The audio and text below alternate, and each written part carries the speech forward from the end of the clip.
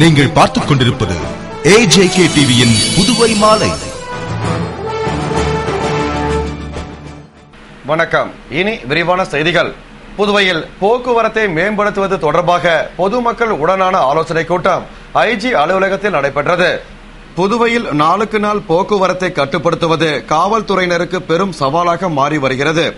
இந்நிலையில் போக்குவரத்தை சீரமைக்கவும் அதனை மேம்படுத்துவது தொடர்பாகவும் பொதுமக்கள் உடனான ஆலோசனை கூட்டம் ஐஜி ரன்வீர் சிங் கிருஷ்ணய்யா தலைமையில் அவரது அலுவலகத்தில் நடைபெற்றது. கூட்டத்தில் போக்குவரத்து காவல்துறை முதுநிலை கண்காணிப்பாளர் பைரோன் சிங் குர்ஜர், கண்காணிப்பாளர் தெய்வ சிகாமணி மற்றும் போக்குவரத்து காவல்துறை அதிகாரிகள், பொதுமக்கள் பிரதிநிதிகள் பலர் கலந்து கொண்டனர். கூட்டத்தில் புதுவையில் போக்குவரத்து நெரிசலை கட்டுப்படுத்துவது குறித்தும் மேம்படுத்துவது குறித்தும் ஆலோசிக்கப்பட்டது. மேலும் பொதுமக்கள் பிரதிநிதிகளின் கருத்துக்களும் பதிவு செய்யப்பட்டன.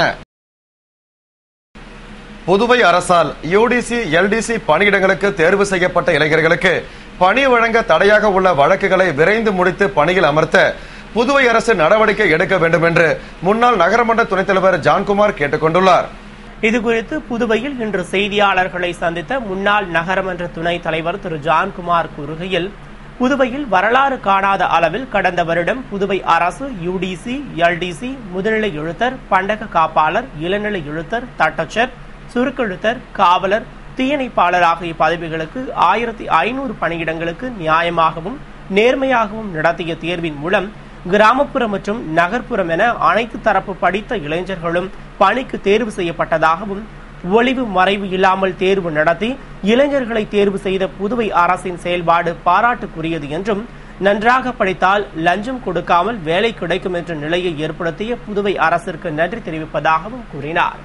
அதே நேரத்தில் தேர்வு செய்யப்பட்டவர்களுக்கு பணி ஆணை வழங்க முடியாமலும், பணி ஆணை வழங்கப்பட்ட யூடிசி பணிக்கு தேர்வு செய்யப்பட்டவர்களை பணியில் அமர்த்த முடியாமலும் சிலர் நீதிமன்றத்தில் தடையாணை பெற்றுள்ளதால் இளைஞர்கள் கடுமையாக பாதிக்கப்பட்டுள்ளதாகவும், குறிப்பாக எல்டிசி பணிக்கு தேர்வானவர்களின் நிலை நல்ல விருந்து வைத்து சாப்பிடும் நேரத்தில் இலையை தட்டிவிட்டது போல் ஆகிவிட்டதாகவும் தெரிவித்த அவர், இதற்கெல்லாம் காரணம் புதுவை அரசை முடக்க நினைக்கும் அரசியல் காழ்ப்புணர்ச்சியா அல்லது நிதிச்சுமையை காரணம் காட்டி வரும் புதுவை அரசு இந்த தடையை பயன்படுத்திக் கொள்கிறதா, ஏன் அரசு மெத்தனமாக உள்ளது என்ற கேள்வி எழுவதாகவும், இருப்பினும் தடையை விளக்க கோரி புதுவை அரசு உச்சநீதிமன்றம் சென்றுள்ளது பாராட்டுக்குரியது என்றும் கூறினார்.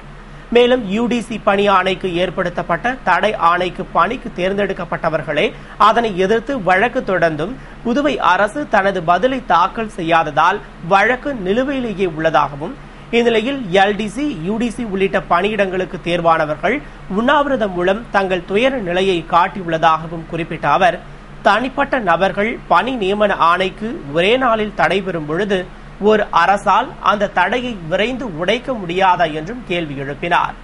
தேர்வு செய்யப்பட்ட இளைஞர்களின் பணி உறுதிக்கு அரசோ அரசு அதிகாரிகளோ இதுவரை எந்தவித பதிலும் அளிக்காததால் தேர்வான இளைஞர்கள் மிகுந்த மன உளைச்சலுக்கு ஆளாகியுள்ளதாகவும், எனவே அவர்களின் அச்சத்தை போக்க அரசு சிறப்பு வழக்கறிஞர்களை நியமித்து விரைந்து தடையை நீக்கி இளைஞர்களை பணியில் அமர்த்த அவசர கால நடவடிக்கைகளை எடுக்க வேண்டும் என்றும் முன்னாள் நகரமன்ற துணைத் தலைவர் திரு ஜான்குமார் கேட்டுக் கொண்டுள்ளார். எல்லோருக்கும் வணக்கம். இந்த புதுச்சேரி வரலாற்றிலேயே இதுவரைக்கும் கடந்த வருடம் மட்டும் 1500 அரசாங்க வேலையை பியூர் மெரிட்டா நமது என்ஆர் கவர்மெண்ட் கொடுத்துருக்கிறது. அது ரொம்ப பாராட்டக்கூடிய விஷயம்.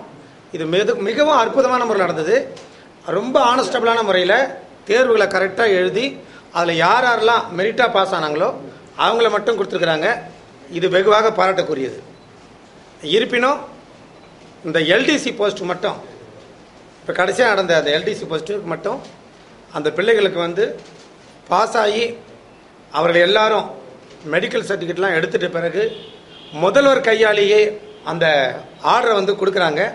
ஆனால் அதுக்குள்ளே அடுத்த நாள் உங்களுக்கு ஸ்டே வாங்கிட்டாங்க அப்படின்னு சொல்லிட்டு ஒரு பெரிய பிரச்சனை கிளம்பிடுச்சு.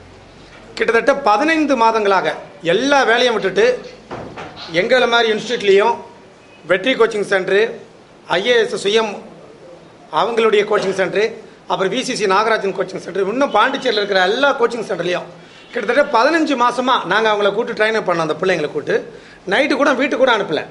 வீட்டுக்கு கூட அனுப்பாமல் பிள்ளைங்களை நைட்லலாம் அவங்கள அங்கேயே சாப்பாடு கொடுத்து டீயை கொடுத்து நைட்டு முழுக்க படிக்க வச்சு கிட்டத்தட்ட 15 மாதங்களாக அவங்கள ட்ரெயின் அப் பண்ணி அவங்கள அந்த எக்ஸாம் எழுத வச்சு அவங்களாம் மெரிட்டில் பாஸ் ஆனாங்க. இந்த அரசாங்கமும் அவங்கள அத்தனை பேரையும் பாஸ் ஆக்கி யாரெல்லாம் மெரிட்டாக வந்தாங்களோ அவ்வளவும் பாஸ் ஆக்கிட்டாங்க.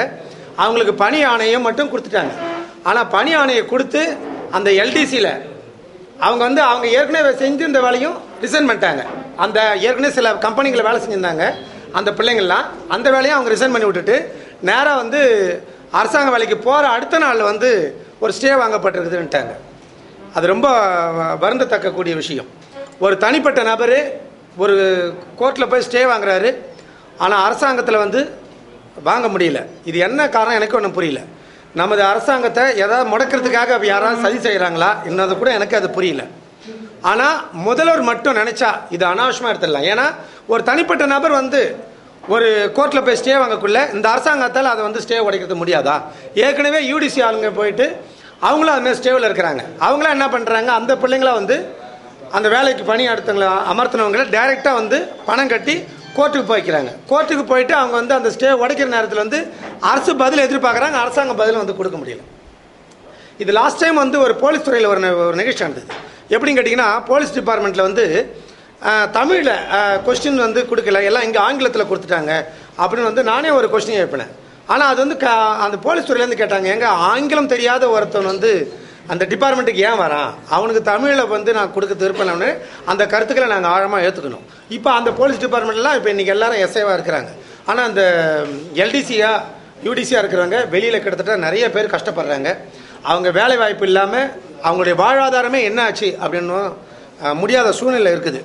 தயவுசெய்து முதல்வர் இதை தலையிட்டு அவர் நினச்சா முடியும், நிச்சயமாக முடியும். இதில் அந்த பிள்ளைங்களாம் இப்போ கூட அவங்க கடந்த ஒரு வாரத்துக்கு முன்னாடி கூட எல்லாரும் உண்ணாவிரதம் இருந்தாங்க, ரொம்ப பெரிய அளவில் உண்ணாவிரதம் இருந்தாங்க. அப்போ இந்த முதல்வர் தயவு கூர்ந்து அவங்களுடைய வாழ்வாதாரத்தை அவர் தான் இதை கொண்டு வரணும். உடனடியாக பிரபல வக்கீலுங்களை வச்சு அதை அரசாங்கத்தில் அதை ஸ்டேவை உடைச்சி அந்த பிள்ளைகளை அத்தனை பேரையும் வேலைக்கு கொடுக்கணும்னு சொல்லிட்டு வேண்டி விரும்பி கேட்டுக்கொள்கிறேன். நன்றி, வணக்கம். புதுவையில் மின் கட்டணத்தை உயர்த்துவதற்கு எந்த முகாந்திரமும் இல்லாத நிலையில் கட்டணத்தை குறைக்க மாநில அரசு நடவடிக்கை எடுக்க வேண்டும் என்று மத்திய இணையமைச்சர் நாராயணசாமி கேட்டுக் கொண்டுள்ளார். இது தொடர்பாக மத்திய இணையமைச்சர் நாராயணசாமி வெளியிட்டுள்ள அறிக்கையில், புதுவையில் கடந்த காங்கிரஸ் ஆட்சி காலத்தில் மிக குறைந்த கட்டணத்தில் மின்சாரம் அளிக்கப்பட்டதாகவும், ஆனால் என்ஆர் காங்கிரஸ் ஆட்சிக்கு வந்த பின்னர் வீடுகளுக்கும் தொழிற்சாலைகளுக்கும் மின் கட்டணத்தை தொடர்ந்து பல மடங்கு உயர்த்தி வருவதாகவும், புதுவைக்கு தேவையான மின்சாரத்தை நெய்வேலி மற்றும் காரைக்கால் மின் உற்பத்தி நிலையங்களிலிருந்து முழுமையாக குறைந்த கட்டணத்தில் பெறும் நிலையில் மின் கட்டணத்தை உயர்த்துவதற்கான எந்த முகாந்திரமும் இல்லாமல் உயர்த்தப்பட்டுள்ளதாக குற்றம் சுமத்தியுள்ளார். இந்த மின்கட்டண உயர்வு மக்களுக்கும் தொழிற்சாலைகளுக்கும் பெரும் சுமையை ஏற்படுத்தி உள்ளதால் மின் கட்டணத்தை குறைக்க மாநில அரசு உடனடி நடவடிக்கை எடுக்க வேண்டும் என்றும் வலியுறுத்தியுள்ளார். மேலும் கடந்த சில தினங்களுக்கு முன்பு காவல்துறையில் சீர்திருத்தங்கள் கொண்டு வருவது குறித்து டெல்லியில் மத்திய உள்துறை அமைச்சர் தலைமையில் நடைபெற்ற அனைத்து மாநில முதல்வர்கள் மாநாட்டில் சட்டம் ஒழுங்கு கடுமையாக பாதிக்கப்பட்டுள்ள புதுவை மாநிலத்திலிருந்து முதல்வரோ அமைச்சர்களோ காவல்துறை அதிகாரிகளோ கலந்து கொள்ளாதது வருத்தம் அளிப்பதாக தெரிவித்துள்ள அவர், புதுவையில் மீனவ சமுதாயம் என்ஆர் காங்கிரஸ் அரசால் வஞ்சிக்கப்பட்டு வருவதாகவும், புதுவை அரசால் மூடும் நிலைக்கு தள்ளப்பட்டுள்ள ஏஎப்டி மில்லை திறக்க மத்திய அரசு உதவி செய்ய தயாராக உள்ளதாகவும், அதற்கு மாநில அரசும் நடவடிக்கை எடுக்க வேண்டும் என்றும் வலியுறுத்தியுள்ளார்.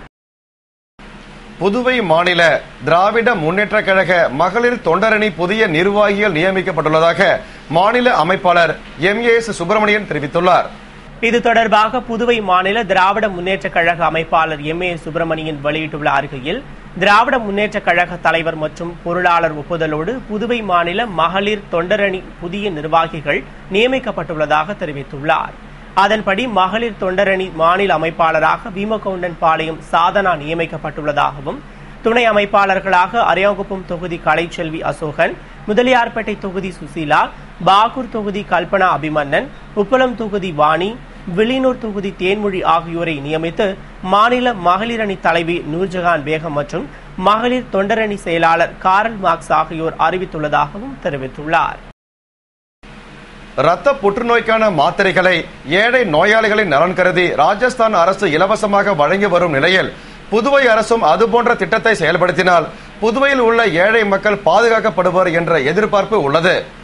சுவிட்சர்லாந்தின் மருந்து தயாரிப்பு நிறுவனமான நோவார்டிஸ் இரத்த புற்றுநோய்க்கான மாத்திரையின் காப்புரிமையை புதுப்பித்து இந்தியாவில் அதற்கு இணையாக தயாரிக்கப்படும் மருந்தினை தடை செய்ய கோரி இந்திய நீதிமன்றத்தில் வழக்கு தொடர்ந்த நிலையில் அந்நிறுவனம் மூலம் ஆண்டிற்கு அந்நோய்க்காக வழங்கப்படும் 30 மாத்திரைகள் 1,23,000 விற்கப்படும் நிலையில் இந்தியாவில் அனைவரும் வாங்கக்கூடிய விலையில் கிடைப்பதால் அதற்கு தடை விதிக்க மறுத்துவிட்டது. இந்நிலையில் 25 விதமான புற்றுநோய்களுக்கு ஏழை எளிய மக்களின் நலன் கருதி இலவசமாக மருந்துகளை வழங்கி வரும் ராஜஸ்தான் அரசு தற்பொழுது இரத்த புற்றுநோய்க்கான மாத்திரைகளையும் அதனுடன் 14 வகை மருந்துகளையும் இலவசமாக வழங்க திட்டமிட்டு செயல்படுத்தி வருகிறது. இதனிடையே புதுவையிலும் இரத்த புற்றுநோயால் பாதிக்கப்பட்ட மக்கள் அதற்கான மாத்திரைகளை வாங்கி உட்கொண்டு வருகின்றனர். ஆனால் இன்னவர் என்று அறியாத நோய் ஏழை எளிய மக்களையும் விட்டு வைக்கவில்லை. ஒரு முறை இரத்த புற்றுநோய்க்கான மாத்திரையை 7,000 ரூபாய் வரை கொடுத்து வாங்கி உட்கொள்ளும் ஏழை எளிய மக்களின் நிலைமை மிகவும் வருந்தத்தக்கதாக உள்ளது. எனவே புதுவை அரசும் ராஜஸ்தான் அரசை போன்று இந்நோய்க்கான மாத்திரைகளை இலவசமாக வழங்க ஒரு திட்டம் கொண்டு வந்தால் அந்நோயால் பாதிக்கப்பட்ட ஏழை எளிய மக்களுக்கு உறுதுணையாக இருக்கும் என்று கருதப்படுகிறது. மேலும் அரசின் பல்வேறு திட்டங்களில் இந்த திட்டம் முதுமையானதாக விளங்கும் என்பதிலும் எவ்வித சந்தேகமும் இல்லை. இத்துடன் செய்திகள் நிறைவடைந்தன. வணக்கம்.